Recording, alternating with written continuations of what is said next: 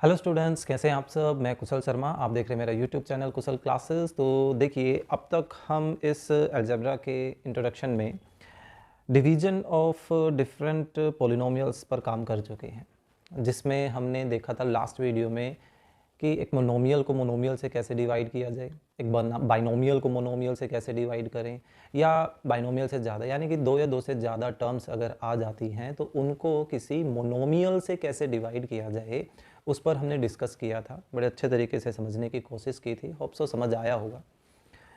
तो आज हम करने वाले हैं एक पोलिनोमियल को पोलिनोमियल से डिवाइड करने में। मैं यहाँ पर लेकर चलना चाहता हूँ कि भाई दो या दो से ज़्यादा टर्म के किसी पोलिनोमियल को दो या दो से ज़्यादा टर्म के किसी दूसरे पोलिनोमियल से डिवाइड करना है। लास्ट वीडियो में ध्यान देना, हमने मोनोमियल से डिवाइड किया था जिसमें एक ही टर्म होती है। आज हम करने वाले हैं एक से ज़्यादा अगर टर्म्स से हम डिवाइड करना चाहते हैं तो किस तरीके से किया जाए। ऐसे सिचुएशन में लॉन्ग डिवीज़न मेथड जो है वो यूज़ किया जाता है। देखिए, शुरुआत करते हैं, चलिए एक एग्जांपल के साथ। मान लीजिए हमारा क्वेश्चन क्या है कि हमें 3x² माइनस 5x प्लस 7, मान लीजिए इस पोलिनोमियल को डिवाइड करना है। किससे समझने के लिए स्टार्टिंग में कोई एक आसान सा एग्जांपल लेकर चलते हैं, ठीक है। Like x plus 2, clear. हमें इस पोलिनोमियल को इससे डिवाइड करना है, तो कैसे करें। अब इसको हम जो लास्ट वीडियो में हमने सीखा था उसके थ्रू नहीं कर सकते हैं। यहाँ पर हमें लॉन्ग डिवीज़न मेथड की हेल्प लेनी पड़ेगी। और लॉन्ग डिवीज़न हम किसके लिए अप्लाई कर सकते हैं, ये आपको ध्यान रखना है। जब न्यूमरेटर की डिग्री, या ऐसे यहाँ पर लिख देता हूँ कि डिग्री ऑफ न्यूमरेटर क्या होनी चाहिए, ग्रेटर या इक्वल होनी चाहिए किससे, डिग्री ऑफ डिनोमिनेटर से, तो हम लॉन्ग डिवीज़न मेथड अप्लाई करते हैं, ठीक है। तो देखिए करना कैसे है, x प्लस 2, क्योंकि इससे डिवाइड करना है तो ये यहाँ लिखा जाएगा, ये हमारा डिवाइज़र है, और डिविडेंट अपना है 3x² minus 5x plus 7, clear. तो सबसे पहला काम आपको क्या करना होगा, कई बार हमें क्वेश्चन में डिजिट्स जो हैं वो इंटरचेंज करके दे दी जाती हैं। लाइक 7 यहाँ दे दिया गया है, 5x यहाँ दे दिया गया है, अब हमें डिवाइड करने के लिए बोल देंगे। तो ऐसे सिचुएशन में हमें क्या करना होगा, जब हम ये डिवाइज़र और डिविडेंड्स को लिख रहे होंगे तो हमें स्टैंडर्ड फॉर्म का ध्यान रखना होगा कि हायर डिग्री की जो टर्म है उसको पहले लिखा जाए, और फिर उससे छोटी डिग्री की टर्म को, फिर उससे छोटे डिग्री की टर्म को, यानी कि ये पैटर्न जो है वो डिसेंडिंग ऑर्डर में होना चाहिए, क्लियर। तो यहाँ देखिए पहले 1 डिग्री की टर्म है, फिर 0 डिग्री की टर्म है, क्लियर। ऐसा ही हमारे पास डिविडेंड में पहले 2 डिग्री की टर्म, फिर 1 डिग्री की टर्म, फिर 0 डिग्री की टर्म, क्लियर। तो इस चीज़ का थोड़ा सा ध्यान जरूर रखना है क्वेश्चन स्टार्ट करने से पहले, ओके। अब शुरुआती दौर के लिए जब आप ये बिल्कुल फर्स्ट टाइम सीख रहे हैं तो आपको एक रफ वर्क की ज़रूरत पड़ेगी, ठीक है। आप एक रफ वर्क ज़रूर करें। क्या करना है, देखिए डिविडेंड की जो फर्स्ट टर्म है उसको हम डिवाइज़र की फर्स्ट टर्म से डिवाइड करेंगे। तो देखिए डिविडेंड की फर्स्ट टर्म क्या है, 3x², और डिवाइज़र की फर्स्ट टर्म क्या है, x। तो ऊपर भी मोनोमियल है, नीचे भी मोनोमियल है, और ये चीज़ हम लास्ट वीडियो में सीख कर आए थे कि भाई इनको कैसे डिवाइड करना है ना। तो इसलिए वो लास्ट वीडियो ज़्यादा इंपॉर्टेंट है इसको सीखने से पहले, क्लियर। तो अब यहाँ पर क्या बचेगा, दोनों सेम साइन है, पॉजिटिव में बचेगा। 3 को 1 से डिवाइड करते हैं तो 3, ऊपर 2x हैं, नीचे एक ही x है, तो उससे डिवाइड करते हैं तो हमारे पास एक सिंगल x बचता है। तो ये जो 3x यहाँ बचा, ये एक्चुअली हमारे क्वोशिएंट का पार्ट होगा, ठीक है। प्लस का 3x है तो प्लस 3x, क्लियर। होपफुली यहाँ तक समझ आया होगा। अब नीचे आपको क्या लिखना है वो हमें ध्यान देना है, कैसे कि ये जो वैल्यू अब बची, ये जो क्वोशिएंट का पार्ट बचा, इसको हमें मल्टीप्लाई करना है। इससे करेंगे, हमें मल्टीप्लाई करना है इस कंप्लीट डिवाइज़र से, यानी कि x प्लस 2 से, क्लियर। और मल्टीप्लाई हम ऑलरेडी सीख चुके हैं कि कैसे हमें दो डिफरेंट पॉलिनोमियल्स को मल्टीप्लाई करना है ना। यानी कि जो 3x है पहले x से मल्टीप्लाई करेगा, फिर ये 3x इस 2 से मल्टीप्लाई करेगा। तो यहाँ पर क्या रिजल्ट आ रहा है, 3x² and then plus 6x, clear. आप नोटिस करोगे कि जो पहली टर्म बनी वो एग्जैक्टली इसके सेम होगी, क्योंकि ये स्टेप ही ऐसे बनाए गए हैं कि फर्स्ट टर्म इससे मैच करेगी ही करेगी।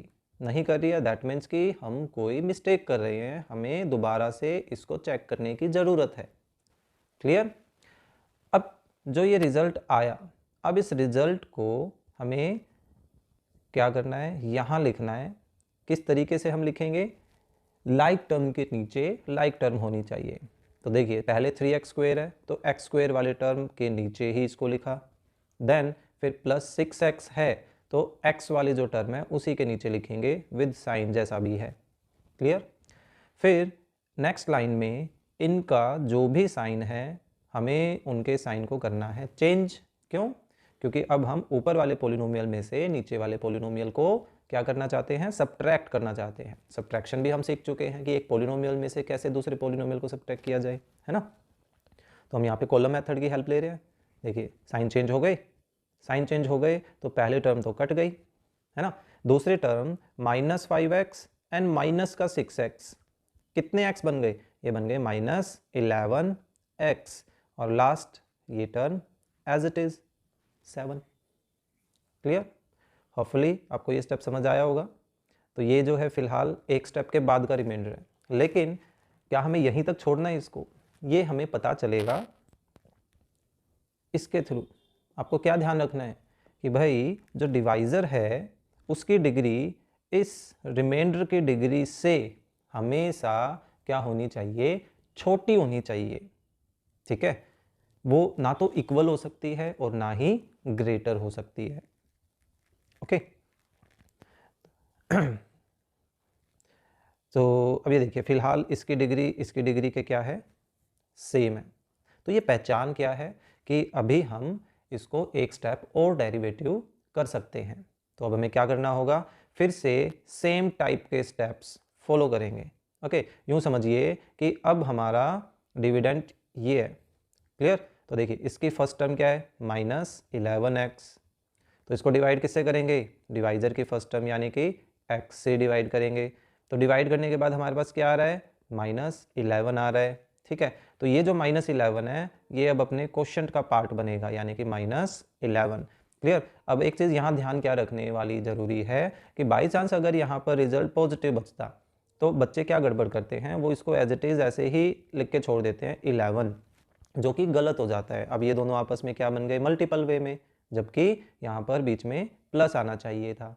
ठीक है, तो इस चीज़ का थोड़ा सा ध्यान रखना कि अगर पॉजिटिव में रिजल्ट आ रहा है तो पॉजिटिव लिखना ज़रूरी है, और माइनस में आ रहा है तो माइनस तो एक तरह से बेशरम है, वो अपने आप अपनी जगह बना लेता है। ठीक है, प्लस जो थोड़ा शर्मीला है उसको हमें उसकी जगह दिखानी पड़ती है। क्लियर? अब फिर ऊपर हमने क्या किया था? ये जो रिजल्ट आया था इसको किससे मल्टीप्लाई किया था? डिवाइजर से मल्टीप्लाई किया था, है ना। तो देखिए उसी तरह का स्टेप। अब ये -11 एक बार पहले x से मल्टीप्लाई करेगा और फिर 2 से मल्टीप्लाई करेगा, तो क्या बन गया? -11x and then -22। ओके, तो अब इनकी जगह देखिए लाइक के नीचे फिर से लाइक टर्म रखें, फिर -22 है, कांस्टेंट के नीचे कांस्टेंट आ जाएगा। अब यहाँ साइन चेंज कर रहे हैं। ठीक है, साइन कैसा भी हो, ये चांस की बात है कि ऊपर दोनों के साइन सेम आए थे प्लस, यहाँ दोनों के सेम साइन आ गए माइनस, तो ये चांस की बात है। ठीक है, ऐसा अपोजिट भी हो सकता है कि एक टर्म पॉजिटिव आ गई एक नेगेटिव आ गई। Okay, so first term cancel होनी ही है, तो 7 + 22 कितना आ गया? 29। तो आपको ये ध्यान देना है कि देखिए रिमाइंडर की डिग्री अब क्योंकि डिवाइज़र की डिग्री से छोटी हो गई, दैट मीन्स कि अब हम इसको और प्रोसीड नहीं कर सकते। तो ये हमारा क्या है? रिमाइंडर। ओके, और ये क्या बन गया हमारा? Quotient. Clear?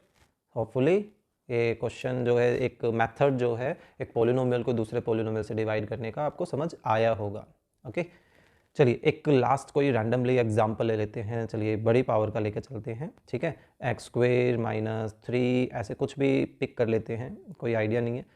Like 5x⁴ - 3x³ + 4x² - 7x + 9, randomly ऐसे कुछ भी पिक कर लिया। ओके, तो देखिए रफ वर्क क्या करना है कि फर्स्ट टर्म को इस फर्स्ट टर्म से डिवाइड करना है। तो 5x⁴ को हमने x² से डिवाइड किया, तो क्या बच रहा है हमारे पास? यहाँ बचेगा 5x⁻²। तो ये 5x⁻² हमारे क्वोशिएंट का पार्ट बनेगा।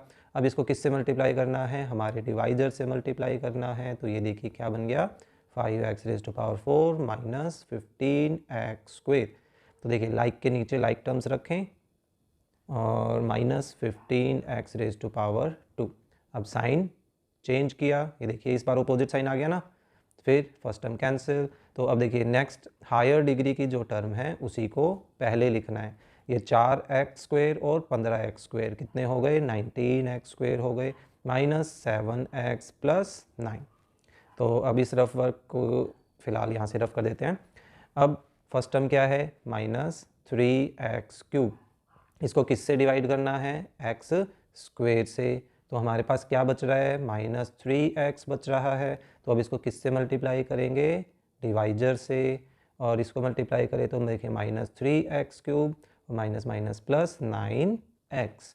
तो देखिए लाइक के नीचे लाइक टर्म्स रखें, सॉरी क्यूब है, और प्लस 9x। तो साइन चेंज और उसके बाद हमें कैंसिलेशन करना है। फिर हायर डिग्री की टर्म पहले लिखेंगे, फिर minus 7x and minus 9x कितने हो गए, minus 16x। Okay, plus 9 as it is. अब फिर से हमें क्या करना है, अब यहाँ पे देखिए बचा क्या था, माइनस का 3x बचा था, तो वो यहाँ लिख देंगे क्वोशिएंट में।